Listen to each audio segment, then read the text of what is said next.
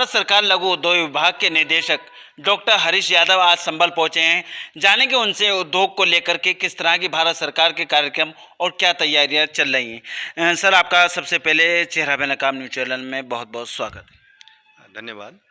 लघु उद्योग का हमारी पूरी अर्थव्यवस्था में, भारत की अर्थव्यवस्था में बहुत बड़ा योगदान है और करीब 49% जीडीपी का एमएसएमई सेक्टर से आता है। आप ये जानिए कि कृषि के बाद जो सबसे ज़्यादा रोजगार दे रहा है वो लघु उद्योग क्षेत्र दे रहा है और इसकी स्थापना के लिए सरकार क्रेडिट से लेके मार्केटिंग तक हर स्तर पे, हर चरण पे पूरी मदद कर रही है।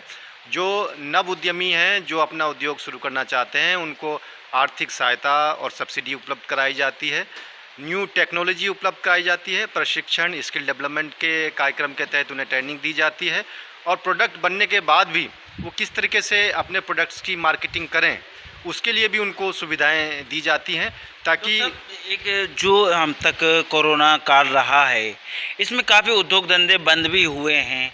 किस तरह से वो खुल पाएंगे, किस तरह से लोगों को फिर से रोज़गार मिलेगा? बिल्कुल, देखिए कोरोना काल से प्रभावित हुई हैं लघु उद्योग और छोटे जो कारीगर हैं वो भी काफ़ी प्रभावित हुए हैं।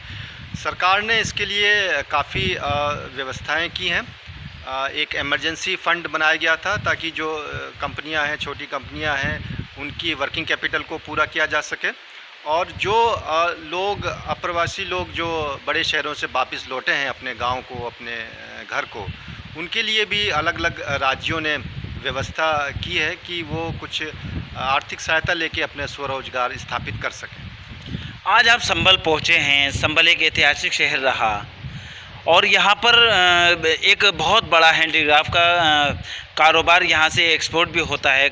काफ़ी बड़ी संख्या में लोग हैंडीक्राफ्ट के आइटम तैयार करते हैं। एक मांग यहाँ से लंबे समय से चली आ रही है पर्यटन नगरी घोषित करने की, वो आज तक भारत सरकार ने नहीं की। बिल्कुल, चूँकि जो संभल है, देखिए औद्योगिक दृष्टि से और आर्थिक दृष्टि से एक इसमें बहुत संभावनाएं हैं और पर्यटन स्थल के विकसित होने से यहाँ पे रोज़गार भी बढ़ेगा और जनपद की अर्थव्यवस्था में भी बढ़ोतरी होगी। इसके लिए मेरा एक सुझाव ये है कि एक एग्रीकल्चर टूरिज़्म करके भी विकसित किया जा सकता है। क्षेत्र के लोग कुछ योजना बना सकते हैं और उनको राज्य सरकार के माध्यम से आगे भेज सकते हैं, तो सरकार इस पे विचार करेगी, मदद करेगी। जो यहाँ पर जो हैंडीक्राफ्ट कारोबारी हैं उनके लिए और क्या ऐसी योजनाएं भारत सरकार ने लागू की हैं? क्या उनको बेनिफिट उनके उद्योग धंधों के लिए मिल पाएगा? बिल्कुल, देखिए हैंडीक्राफ्ट का एक बहुत बड़ा इम्पोर्टेंट है हमारी अर्थव्यवस्था में, क्योंकि जो एक्सपोर्ट होता है विदेशों को उसमें हैंडीक्राफ्ट के आइटम बहुत ज़्यादा होते हैं और इसके लिए एक डेवलपमेंट ऑफ हैंडीक्राफ्ट्स कमिश्नर करके ऑफिस है, वस्त्र मंत्रालय में आता है। वो कई सारी सुविधाएं दे रहा है। उसमें आर्टिसंस के कार्ड बनाए जाते हैं, उनको कई तरह की सुविधाएं, बीमा की सुविधाएं, लोन की सुविधाएं में मदद मिलती है।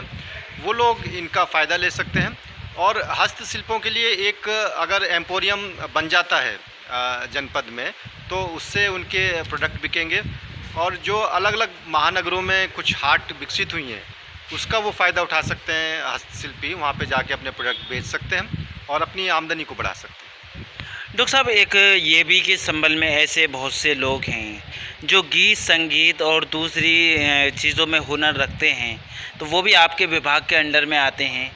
उनको क्या बेनिफिट आपके विभाग की तरफ से मिल पाएगा? जो प्रतिभाएं हैं संभल के अंदर, उनको कैसे निखारा जा सकता है?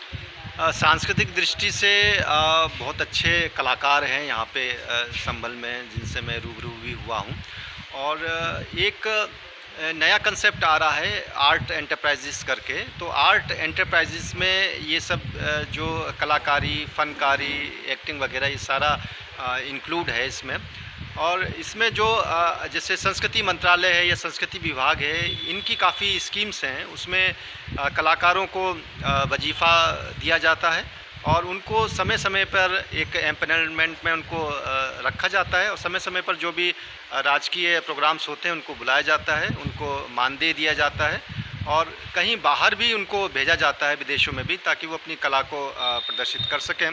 तो ऐसे जो कलाकार हैं वो इन सब स्कीम्स का फ़ायदा ले सकते हैं और संस्कृति विभाग से कांटेक्ट कर सकते हैं। जो नवयुवा हैं, जो 60 साल के हैं, वो तो एक अलग रहा। जो नवयुवा हैं या युवतियां हैं, महिलाएं हैं, वो उनको क्या करना होगा? उन्हें कैसे आगे बढ़ने के लिए क्या करेंगे? उनको सबसे पहले ये है कि अपनी जो कला है उस कला के वो दस्तावेज अपने पास रखें हैं, क्योंकि कहीं पे भी वो अगर जाते हैं तो उसका वो प्रदर्शन कर सकते हैं। संस्कृति विभाग की कई सारी स्कीम्स है, युवा कलाकार की भी स्कीम्स है जिसमें उनको कुछ आर्थिक सहायता दी जाती है, उसका वो फ़ायदा उठा सकते हैं। और इस समय देखिए इस दौर में क्या है कि प्राइवेट चैनल्स भी काफ़ी आगे बढ़े हैं जो नवयुवकों को मौका दे रहे हैं अपनी प्रतिभा दिखाने का, मौका आने का। और कई ये सोशल जो चैनल्स हैं, प्लेटफार्म्स हैं, इनका भी ये लोग फ़ायदा उठा सकते हैं। एक ख़ास बात ये डॉक्टर साहब यहाँ पर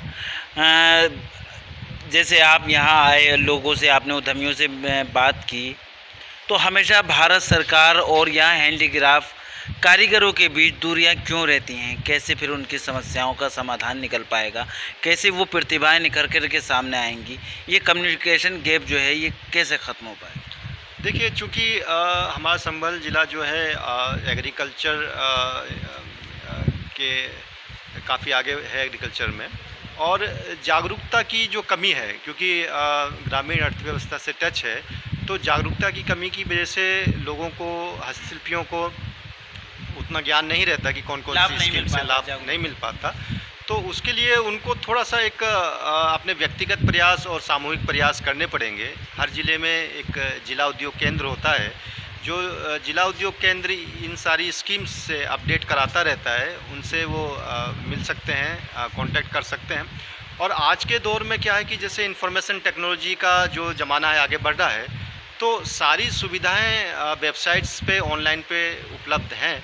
बस ये है कि थोड़ा सा वो किसी जागरूक व्यक्ति या शिक्षित व्यक्ति के माध्यम से उन सब स्कीम्स को जान सकते हैं, तो वो समस्याएं दूर हो जाएंगी। मेन चीज़ जो जागरूकता है। की। ये थे डॉक्टर हरीश यादव, जो भारत सरकार लघु उद्योग विभाग के निदेशक थे। वो बता रहे थे किस तरह से उद्यमियों को आगे बढ़ने के लिए क्या क्या करना होगा।